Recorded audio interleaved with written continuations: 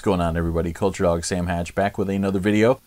Wasn't anticipating on making one of these anytime soon, but a deal was thrown my way from Peter Biancardi. Got to give some shout-outs from the Laserdisc Forever page, and he had mentioned that he had a nice Pioneer Elite CLD 59 available, and it was suffering from the leaning tower of Laserdisc players. He's been picking up a lot of good stuff lately, and was looking to offload a few devices.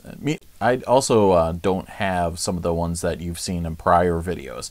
The CLD D504 and CLD D505 from my first Laserdisc player collection video from last year. Those have moved on to someone else's home, so I'm thinning out the collection a little bit whilst adding a few things here and there. But I've never had an Elite player before. If you were a Pioneer fan back in the day, you knew that the Elite players were, the elite of the series. They were a little bit higher end, a little bit sturdier, higher performance. And this one was one of the kind of budget model ones. It only cost about $900, retail back in the day. And yeah, that's a good price considering Elites usually were well over $1,000 or sometimes over $2,000. This was made in '95. That serial number there actually denotes the same thing. The PJ, the P is for '95 and the J is for October. It's got two sets of video, composite and S video. A digital out, the higher end models have digital coaxial and Toslink. And it's got two sets of RCA jacks for audio out. But this being a mid-90s player, it's got the AC3 RF out, which is pretty cool. And I love any of the players that have the digital out and the AC3 RF out and the composite outs, because then you could listen to just about everything. And the control out and in, that's for if you have some Pioneer receivers or something like that. Nobody ever seems to have those or use those, but it's there and available, and it's an NTSC only model for North America. But yeah, Peter had mentioned that it had some crosstalk issues, so I figured, yeah, I'll give it a shot. And I did maybe see a few here and there, but I'm gonna tweak with it and play, test it out on a few different TVs or something like that. But it seems to be running pretty strong overall. So it's got the direct tray for CD operation. This is a cool little gimmick they started to add in the early 90s. So if you were a music fan, you didn't have to worry about that giant super tray sliding out all the time every time you want to just listen to some jams. But it does also have the LD button to unleash the beast. And it does have dual-sided play, which is pretty cool.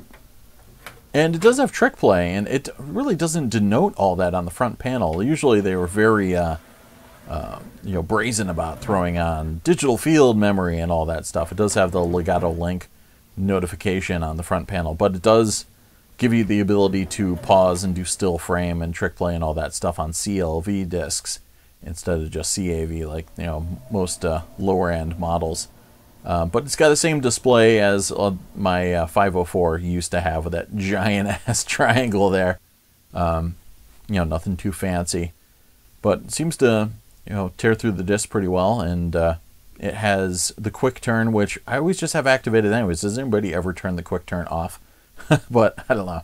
It's also got the display off in case you were doing some late night movie viewing and you want to keep it quiet. And then the picture control is very similar to what was on my Sony MDP 800. It's got three different stages of like a mid boost in the picture signal, and it's got a soft, a sharp, and a normal setting. And I didn't really see any detractions from setting it on sharp. It looked pretty good.